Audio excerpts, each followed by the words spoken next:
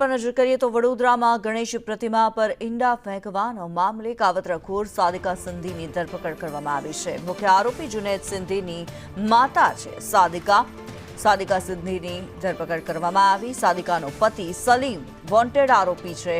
માતા પુત્રએ અન્ય સાથે મળી આ કાવતરું રચ્યું હતું। કુણાલ વધુ વિગતો જણાવી રહ્યા છે। કુણાલ, સાદિકા સિંધીની ધરપકડ કરવામાં આવી છે। ગણેશજીની પ્રતિમા પર ઈંડા ફેંકવાનો જે મામલો હતો, શું માહિતી?